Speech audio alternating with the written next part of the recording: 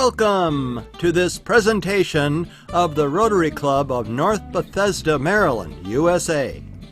Our club was established in 1974. We meet every Friday morning at 7:45 a.m., and we often invite guest speakers to give presentations on all kinds of interesting subjects. Please contact us through our website at nbrotary.org. And thanks for watching. So I have the distinct honor of introducing our district governor. As you've heard her speak a little bit this morning, I think it's crystal clear to me that, like I said, the district is in really, really good hands. She's got a really long bio, and I want to make sure to give her maximum time. So I'm just going to kind of cut to the really cool stuff. She's been a Rotarian since she was a teenager, and in Rotaract Club. And she was out for a little bit of time. I'm going to let her talk about that a little bit. But two distinct things I want to mention. She has had two very, very important and distinguished awards. So the Service Above Self Award presented to Rotarians and the Global Alumnus Service to Humanity Award. Both are very rare. Not everybody gets those. I think there's one other person in the district, you said, Geetha, that has them. So let me, without further ado, introduce our incredible district governor, Geetha Jayaram. Welcome, Geetha. Thank you, Nick. Thank you very much. And I'm so happy to see all of you this morning. I know Barry for a long time, but the rest of you are new to me, and I welcome you into the Rotary fold. Before I talk about me and my goals, I want to give you your club report card. So you have 24 members. You have more men than women. You have 19 men, the last I looked, unless you brought in 2 more women today. You have 5 women. And another thing you need to take a look at is you have 13 members over the age of 70. That's not good or bad, but I'm just pointing that out. You have 31,563 foundation points. What does that mean? That means you've got to consider all of these wonderful people in the community you're working with for all of your projects. Think about who you would give a Paul Harris Fellowship to. Also think about who in your wonderful club, many of you do great work. And the 2 things that Nick pointed out, or Linda, I think, wrote to me and pointed out, is that you all participate. Number 1, you all participate. And number 2, you have phenomenal committees. 98% of you participate in every activity. Believe me, that's a standout. Not every club has that privilege or accomplishment. You give to the foundation, you give to scholarships for education, which is one part of my strategic plan. You do food distribution. Lord knows hunger is a big issue all over the world, particularly now post-COVID in the United States. You give vocational awards. You have nursing home activities. You have helped with the COVID challenge. You continue, God bless you, with the dictionary project. Not all clubs are doing that, but I thank you for doing that. Our past district governor, Ray Stribe, introduced it when he was district governor a while ago. You also have helped with the COVID challenge in many other ways, just like you're doing now in raising funds with your new flyer that you sent me for the community health challenge, which is enormous. I think you should give yourselves a big hand for that. Going back to me, as Nick said, I started as a Rotaractor. That's where I met my husband, Jay Kumar, who was our past district governor in 2010. He was the founding president of the Rotaract Club. Good or bad, we're still together. Now, after that, we started doing a number of projects. Our first Rotary project was a water and sanitation project in a small village called Bapagram. My first aha Rotary moment came when we installed a motorized, pump in order to get them clean drinking water.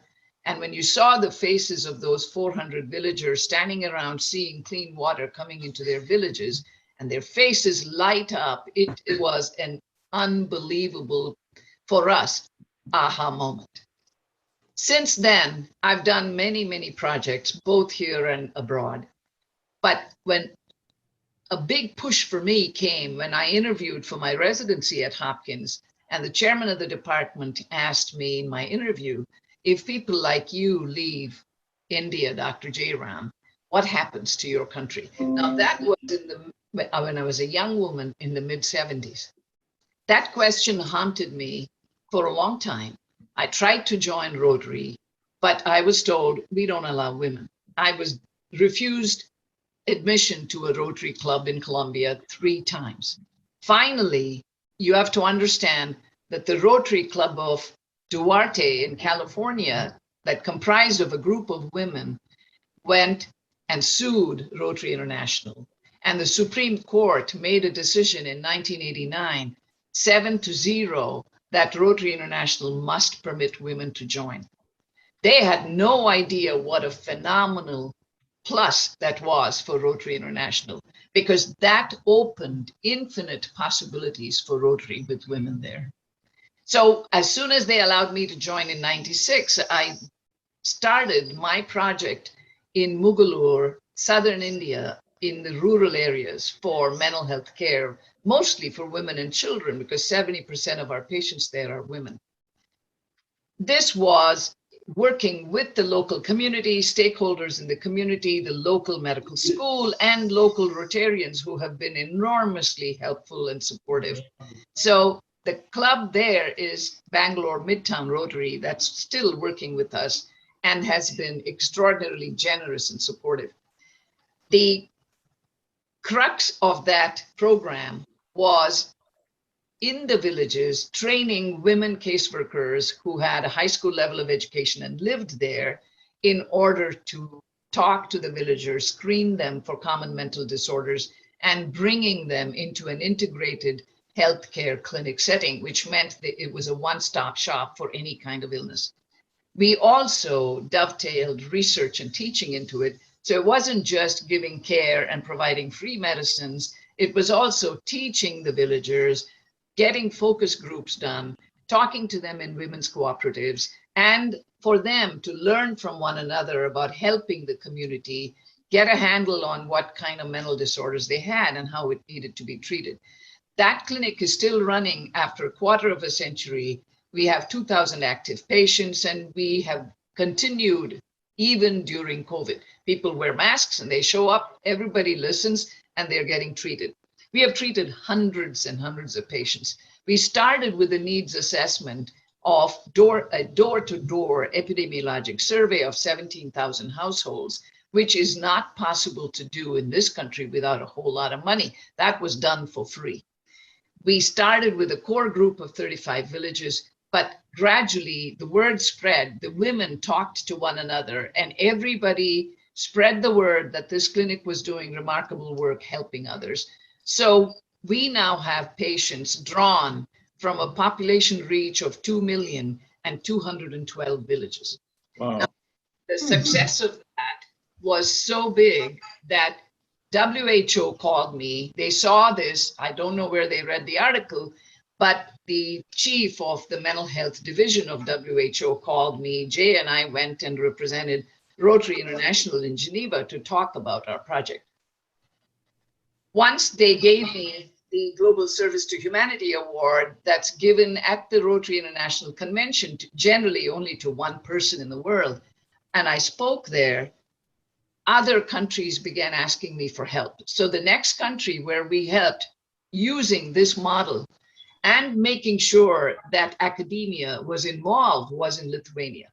Lithuania had 4 times the suicide rate as the United States among its young persons aged 15 to 24.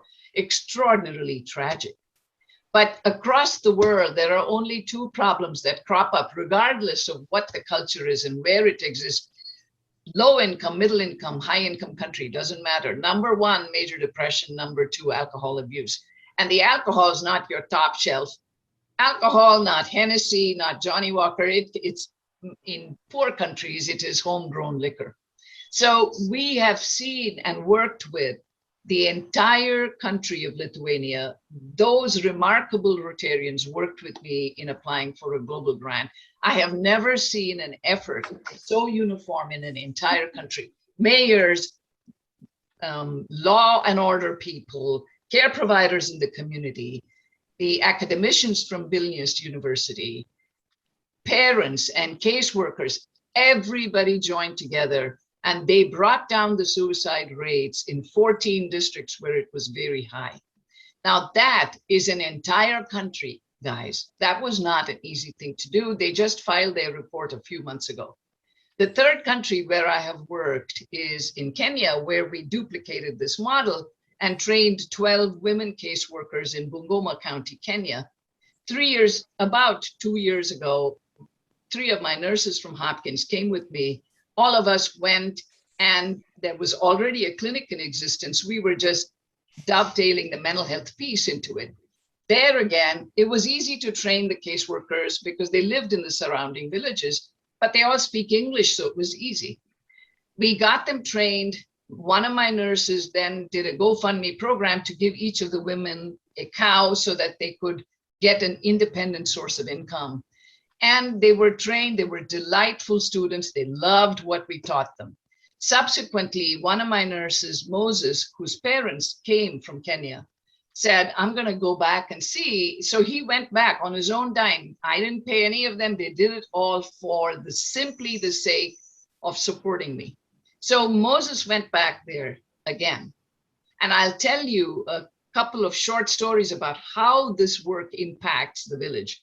So there was this man, Patrick, who was actually a college-educated man who had psychosis, was really very difficult to control, aggressive, wandering around. So the family had chained this man for 15 years. He had not been treated. There was no access to care. They didn't even know what was wrong with him.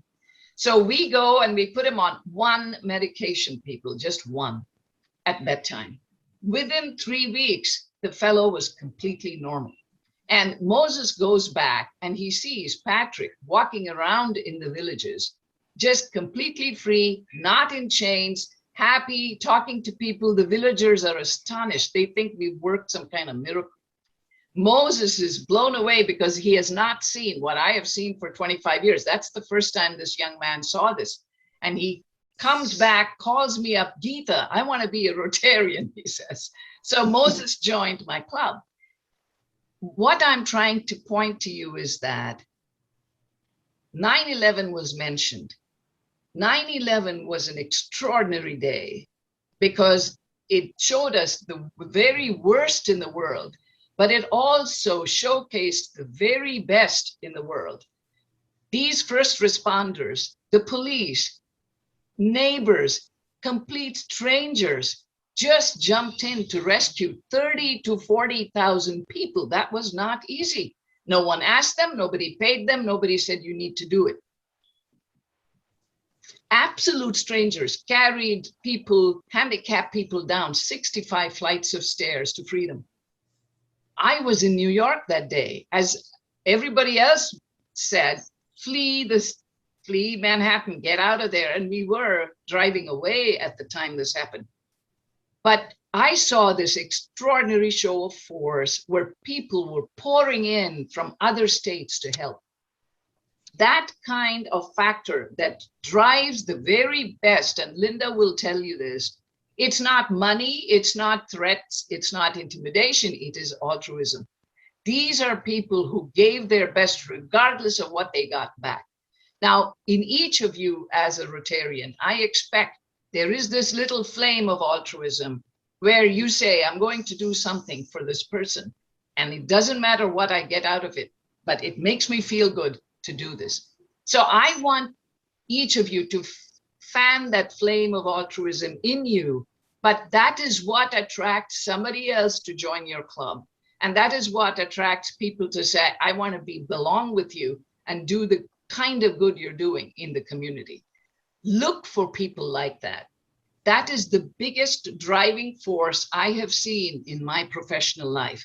I've learned a lot of lessons from many, many patients, but the best lessons I learned were not from the princes that I treated, but from the paupers. There was a young woman called Ellen who had major depression, was in and out of hospitals, was not always compliant, very smart young woman. One day we went to her home to give her her medicines because I said, if you're not coming to me, Ellen, I'm coming to your home. And my nurse and I went to give her medicine. She had a paltry income of like $187. And I was astonished to see in her home that she was giving $20 of that meager income to some poor child in India that she had seen showcased on television. That's the kind of lesson you learn from helping these people. Someone who lives in an 8x8 home, someone who doesn't have anything but rags to wear.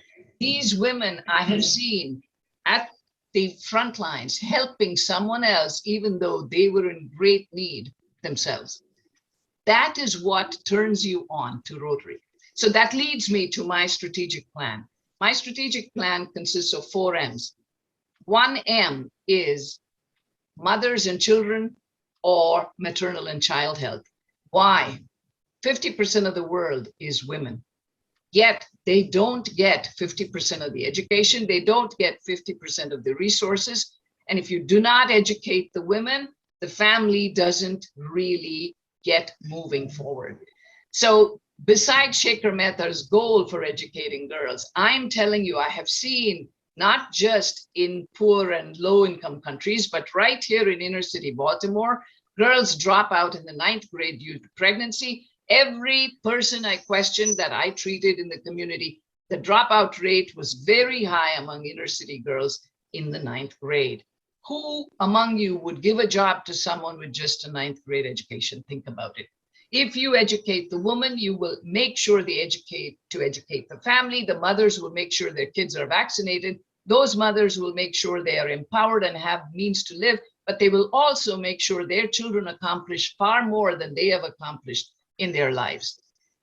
So we've already given out a number of grants for mothers and children, but I noticed that you're doing exactly what I would have you do, which is scholarships for education. You're doing vocational awards to promote this. I'm asking you to concentrate on girls from low-income families.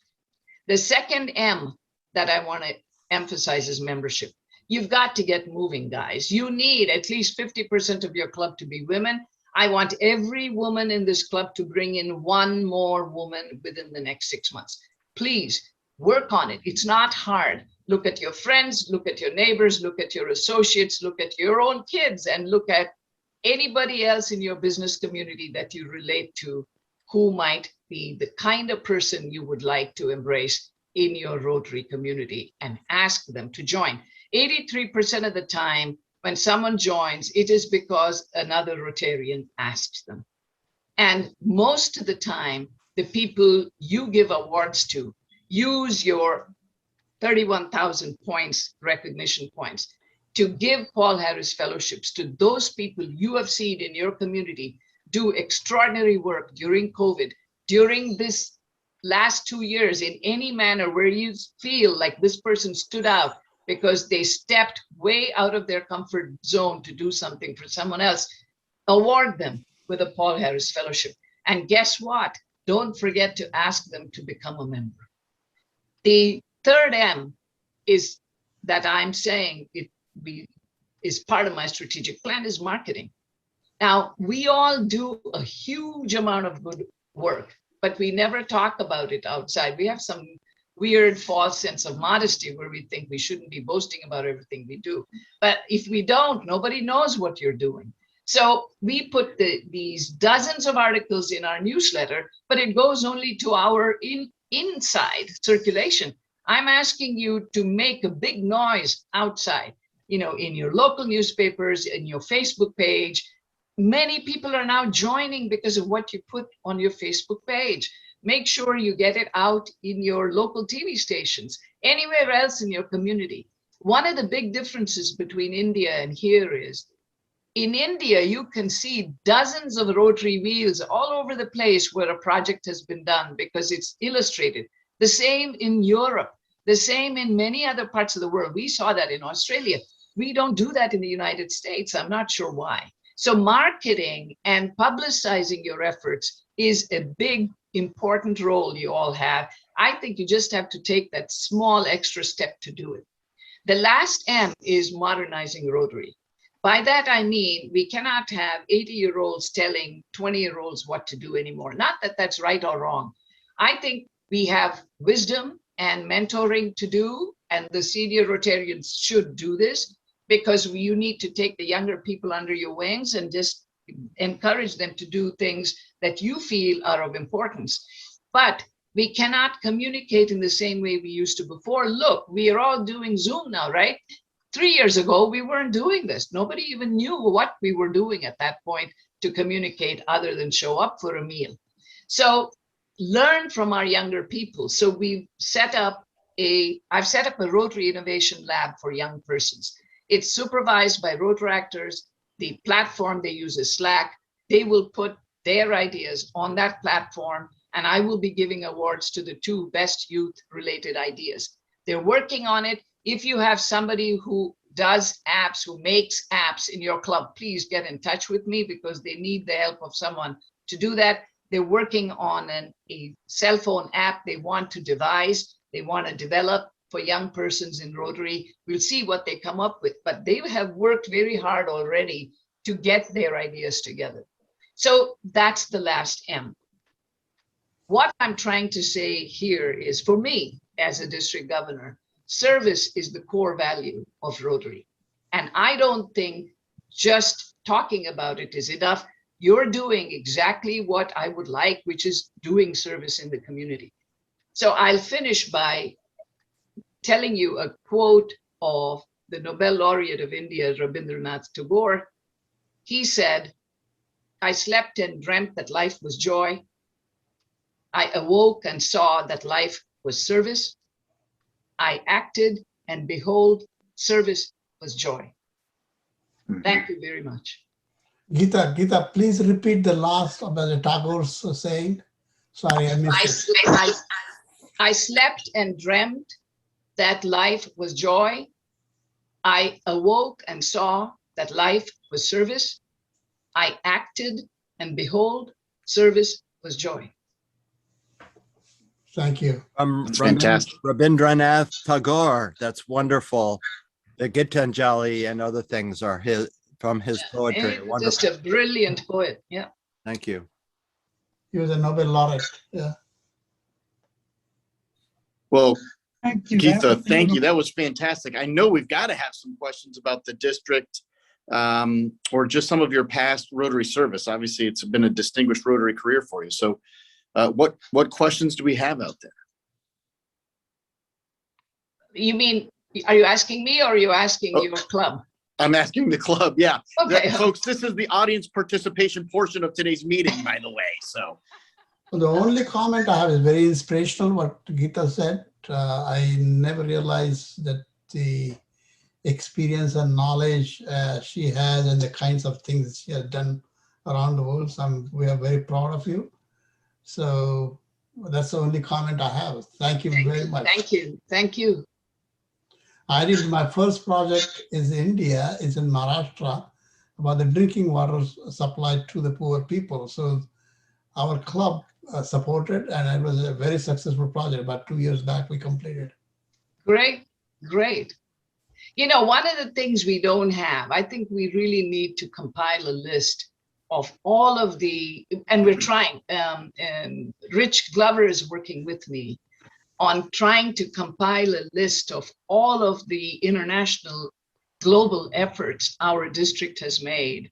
And you will not believe, just in my year alone so far, it is $1.2 million, just so far. Can you imagine? So we are up to, perhaps if we include all of the projects that started in Jimmy's year, that will probably roll over to my year, we have probably contributed in terms of the extending our reach over $5 million in just this district's global efforts. So you have to understand, people don't see that you can leverage the small amount of money you raise by getting a match from the district. And if you do a global grant, you may not be able to get $30,000 by yourself. But let's say you get 8 clubs to participate together, which we have done because mine is a small club. But we've done many international grants because we work together with others and we partner with them. So let's say each club gives 1,000 here, 2,000 there, you'll get your 30,000. And then you apply for a global grant. That takes you a long way. So just in my year alone, all of the district related funds that we provided and global grant applications has multiplied our reach 6.5 to 7.5 times. So that people don't understand. They think, well, we don't have that much money in our club. You don't have to be a large club to do this. Frankly, many of our small clubs do a phenomenal amount of work. So I am advising you to go to Riches, Legacy, and the Rotary Foundation series. Everyone doesn't have to go, but choose 3 or 4 people. You've got lovely committees in your club. Ask one committee that deals with the foundation to go to that series, and you learn a lot about how to leverage whatever you collect. 2, I want you to attend the membership seminar Dawn will have on the 25th. Lastly, show up for the foundation recognition dinner. Show up for my district conference, April 2022. I expect to see all your wonderful faces there. Geetha, thank you. Klaus Rinn here. I have a question about your emphasis on service. Now, the spirit of Rotary service comes out in the 4-way test. Yes. Now, that 4-way test, as you know, is completely non-denominational, but at the same time, its ecumenism assumes something that the great religious and moral systems of the world have in common. Yes. This is an ecumenical spirit. This is not European, it's not Asian. Well, Yes. you know what I'm talking about. My Yes, question absolutely. Yes. My question is this. The 4-way test, the spirit of Rotary, assumes something like that common denominator. Yes. But in certain parts of the world, specifically in the Western world, that whole spirit is under relentless attack. We have something called cancel culture that you know about. Yes. And so I'm wondering, how in the world is Rotary service, the spirit of Rotary, as expressed in the 4-way test, going to survive if cancel culture becomes a predominant influence within our society? I mean, it's a beautiful question. I think we ought to schedule this for a debate sometime, but here's what I'll tell you. In the small microcosm of being a district governor, I never expected this. This is a spiritual struggle for me because, Bob will tell you, we have something called karma yoga, meaning, there are many pathways to enlightenment and to God. Some people choose the path of prayer and devotion. And some of us are allowed to get to that spirit of enlightenment you're describing by service. And that's called karma yoga in Hinduism. So at its very best, my father taught me the highest order of charity is giving of yourself. Beyond writing the check is giving of yourself. The same thing is said in Judaism. The same thing is said in Christianity. Yes, we need our check writers, and Lord knows I've written a lot of checks. But I'll tell you, people forget, I think, Klaus, that serving someone really helps you grow. We all think, oh, we're helping this person grow. We're giving something to that person. But honestly, what it does and why I am addicted to helping others is because it helps me grow. And I think always there is this force of good against evil in the world. I mean, there are biblical stories, there are Hinduism stories. We all know this.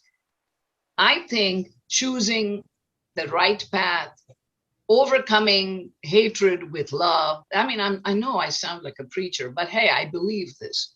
So if I get hate mail from people as a DG, and believe me, I get them for some crazy reason, does it make me upset? Of course it does. But I wait, I don't respond. Often I don't respond at all because I know I'm bound to say something that's not good.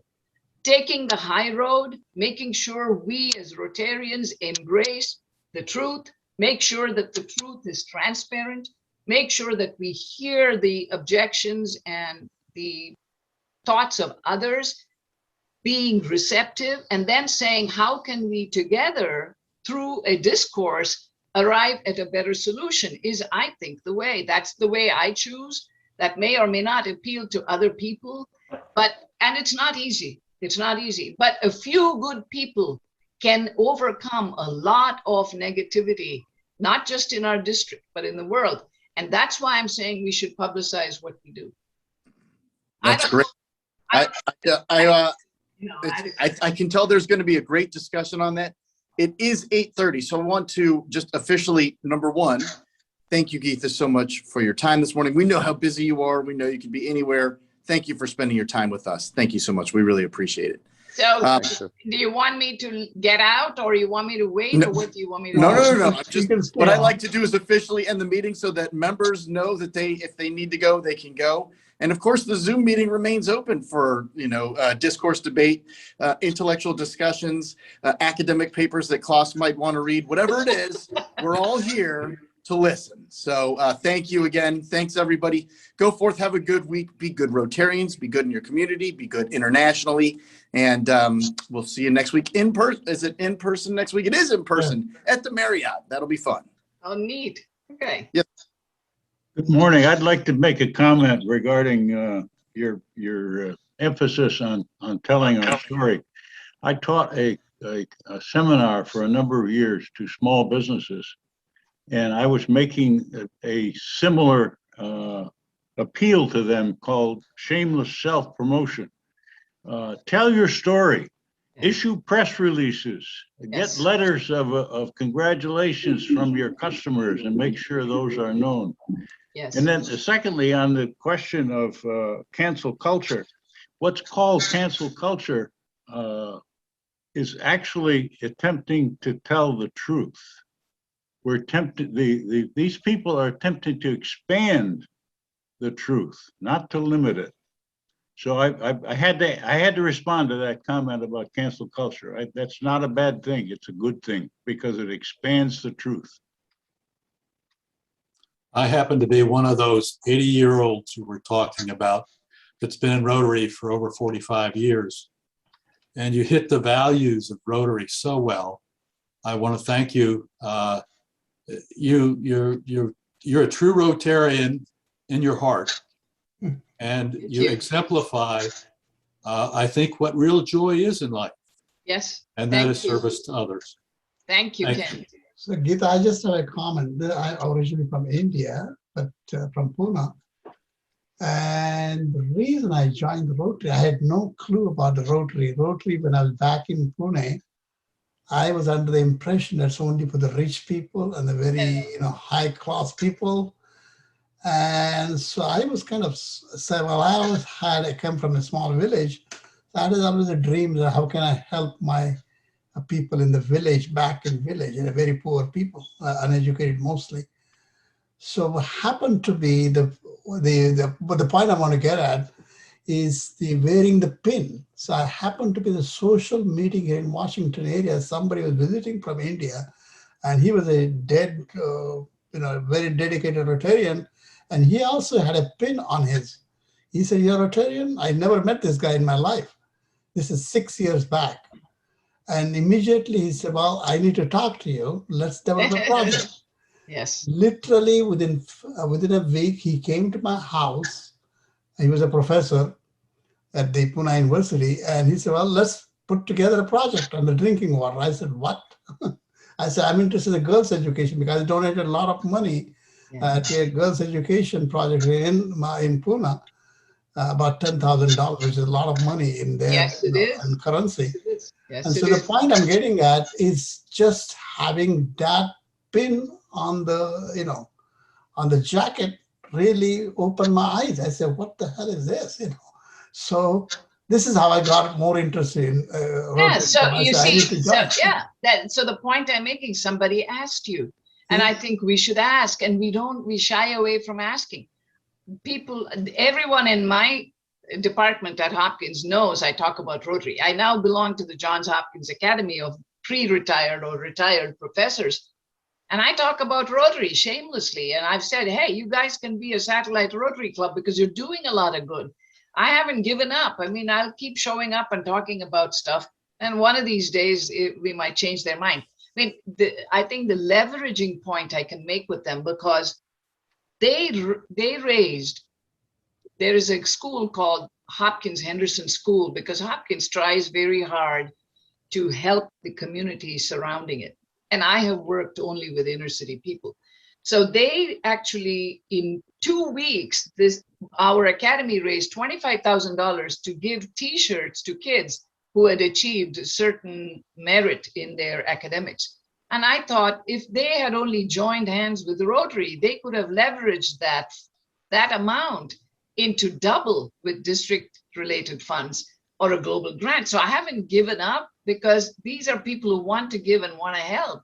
And they're afraid to go out of their comfort zone to some other place. But we'll see. I mean, especially COVID has made it hard because nobody's there in person. But anyway, we'll see. So Geetha, thank you for sharing with us. The points you made about marketing keep coming up to me. I'm in some other nonprofit organizations.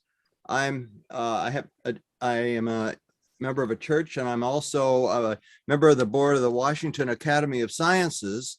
And we just had our annual awards banquet last night for highlighting the achievements of about a dozen scientists from around the DC area. Yes. It's a great in-person event, a banquet. How many people were there? We had over 50 people there. Okay. So it was great. And it was a Zoom hybrid meeting, and I was running the technology. So it was a real headache trying to get everything to work. These things are really tough. Yeah. But we're slowly learning how to do these hybrid meetings. Very complicated. And next week we'll be meeting at the Marriott, as and Nick mentioned. And again, I'll be trying to get that to work. It's complicated, and we have visiting people who come on with slides and videos they want to show. So it gets really complicated. But at any rate, the marketing issues are a constant frustration to me. Yes. We are also trying to get more members. We have a very low cost fee to join. What is your institution called? Washington Academy of Sciences. Okay. And it's open to all people in the area who are interested in science. And I encourage you to consider joining and connecting with the leading scientists in the DC area, 50-mile radius of DC. Yeah, my son-in-law is now in the National Academy of Sciences. He's an MIT. He's an MIT chemical engineer, and I'll be. Yeah, that's the national group. We are the Washington group. Got it. We're Okay. the local organization. Okay. We are much smaller, but we would like to get bigger, and it's the same kind of challenges that we're facing in Rotary. And I also run the website for this, and we know we need a payment button on our website. We don't have a way to accept funds. Yes. Anything on our website. We don't have ways to use social media to reach out to the local community. We've struggled with things like this. We need your help or the help of other people that you know about who have done some of this work and work with social media. It's very So will you I have somebody, I have more than one person who will help, but if you pay them a fee, I'm going to get some of my younger people to help you. Great. Right. So in our club, we have this young man called Brendan Penn. He's 31, I think. He was voted to be the best teacher in Baltimore. And during COVID, he raised funds for us by hosting a virtual trivia event. He should do that for you guys. He's phenomenal. He is really fun. And he will show videos and this and that. I'll ask Brendan if there is a fee to be paid, he will do it. So you guys can have a science trivia event, for your group that he will host. I mean, he knows so many tidbits of information. It's mind-boggling. But I think that would be fun to do. I made him do it Great. for our group. Okay, I So, put my email address in the chat so you can pass that on. Okay. so Paul, here's an idea that just occurred to me. This is Melissa. Hi, Melissa. Hi, I can only sporadically come to the meetings now because we're back to in-person teaching. But my students need student service learning hours to graduate from Maryland high schools. Oh, yeah. And I have some connections with the Academy of Information Technology students. And maybe there's somehow we can get a student to work on the website to earn student service learning hours. That would be great. You know, we have Christine Silverson is working on our website, but we can always use more help with social media, Facebook and these other sites where people come in and we can create some content for our local club. The other thing that is that keeps coming up to me is email. It seems to me that if we're having a in-person meeting every 2 weeks at that Marriott, that's an event. And it seems to me that an event could be a good excuse to announce a meeting to anybody. Yes. That you have an email address, right? Yes. Yes. We're part of the local community. So it's not an unsolicited ad. It's an announcement of a benefit that's for your community. So I don't think of it as an intrusion. I think of it as giving people good news that they have this opportunity. And so we should be able to market our meetings, and they're going to, some of the people in this club, the strength is that they are organizing a meeting every week with another speaker. That's a lot of stuff. And in fact, we're doing videos of all those meetings, including this one.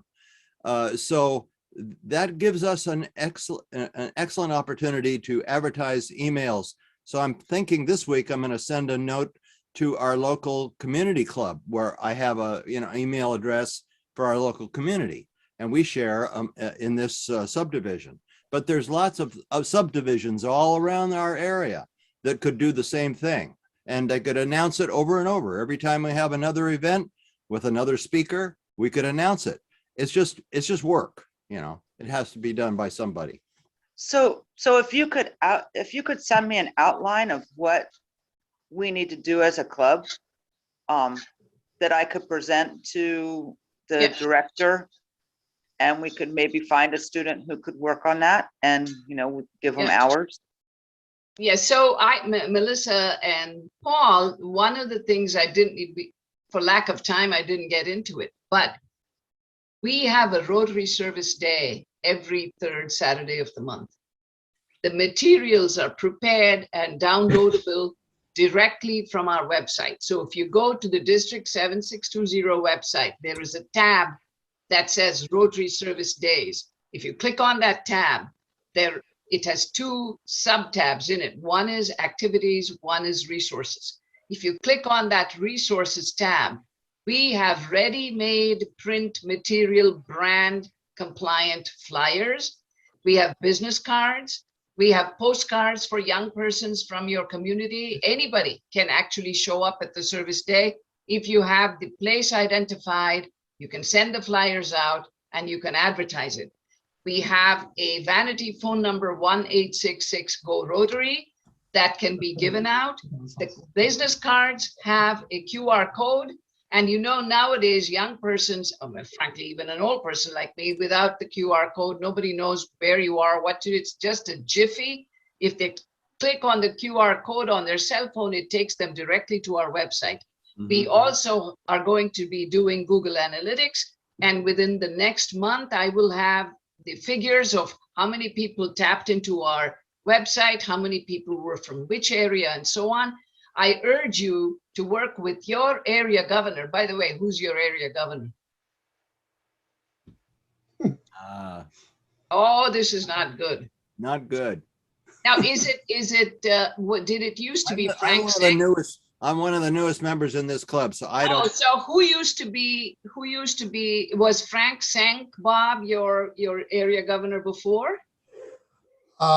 Gold, oh, I forget his name. I've been to his house actually. Not Barton Goldenberg? Goldenberg. Barton was the AG, was the DG. I'm asking, hold on, let me look it up in 1 second and tell you. 1 second. Yeah, I know only Barton. I don't know. Now, Barton was the district governor two terms ago. Hang on. I'll tell you. I think he appeared on our Well, Rotary. there's a gentleman from Frederick. I can't remember his name. Oh, so now you have Will? No, you can't have Will because that's new. Now, yeah, so I'll give it to you. Mark Milby may be the new AG for you because the previous AG stepped away at the last minute. So I will say that the person who is taking his place is Mark Milby. And you really need to contact Mark Milby to show up at your club. I've told him, and I will tell him that his club doesn't know who he is. He better show up. Okay. So how do you spell his last name? Milby. He is in the Mount Airy Club, but he very kindly agreed to step in to help out because the other person stepped away and couldn't do he was overwhelmed with, I think, Okay. COVID. We'll try to contact him. Yeah. Yeah, so contact Mark Milby. I'm pretty sure, 1 second, I'll see where the district. If he has his contact email, Yeah, I'll tell you in a second. yeah, please send it to us so we can contact him. And pull it up for a moment. So his name is, his email, you guys are, yeah. So it is Mark Milby, all lowercase, one word. Mark Milby at Kate, Kate, www.db.com.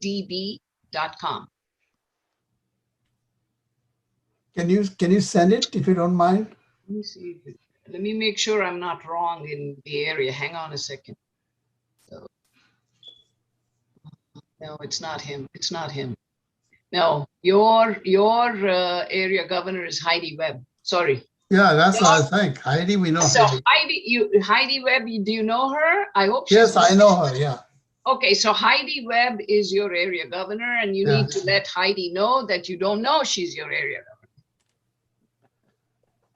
So Heidi, before she became a governor, she did visit our club a couple of times. Yeah, so area governor is Heidi Webb. Yeah. She came, Heidi came and talked to our club here. Yeah, right. That's what I'm saying. Okay, Yeah, so before that is your area governor. Okay. Anything else? I think this has been a great. Well, I think one of the things which I've been telling our club here, I think there are a lot of local ethnic organizations. Yes. From different countries. Reaching out to them, I found out very beneficial because I think so too. I think so too. There's a push for diversity. And, you know, a lot of these people want to join, but nobody has talked to them, you know? Yeah. For example, I approached only the Marathi Kala Mandal, which is the local organization in Washington area. And within no time, I was literally within 3 weeks and 3.5 weeks, I was able to collect $10,000. There you go. Just basically, I just said, well, I would like to do the drinking water project in Pune. Immediately, people started giving money. That's what I'm saying. So when people say to me and Jay, how do you guys raise so much money? It's, first of all, he loves to guilt people into giving, but that's one thing. The second thing is I talk about the fact that their money goes a long way in a low and middle income country. 100 rupees, which is another $1.50, is enough to send a kid to school for a month. Yeah. I mean, that's unbelievably cheap. So that's the reason why Shekhar Mehta has been able to do so much. Well, I think the message should be from the governor's side, from the district, as well as for all the clubs, is to reach out to ethnic organizations. And yes, absolutely. I have said that. So I found out. And you know, you may not be successful immediately. No. I've tried. Lord knows I've tried. There is a second wave of Indian people who are both tradespeople and IT guys who came, I think, in the in the 90s. Yeah. And for whatever reason, they are still not acculturated enough to say, I want to join. I've asked 1 million times. And they are doing all the right things for their own community, but for whatever reason, they don't want to pay fees. That's the problem. That's right. You're right. The second group that I have had absolutely no impact on, we have a very large Korean population here in Ellicott City. Yes. Pretty much in the last 20 years, the businesses have turned over 100%, where they used to be mainly Caucasian-owned businesses, and now they're all Korean-owned. And we've gone to their churches, we've gone to their businesses. We've tried very hard to engage them, but they don't want to join. I don't know why. And, you know, language is a big barrier because many of them don't speak. I think if you find one person from that kind of community is basically becomes a salesman for the rest of the. I know. So I'm trying to identify who that person is. We're trying.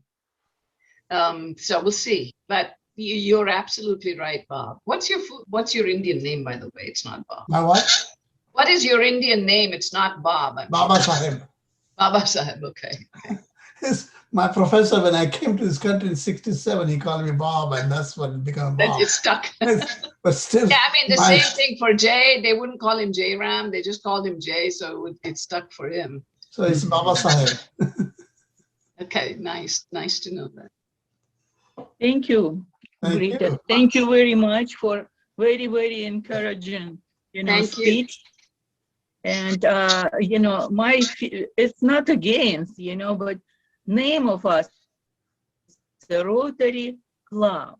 First, of course, it's a Rotary. It's a spirit of Rotary.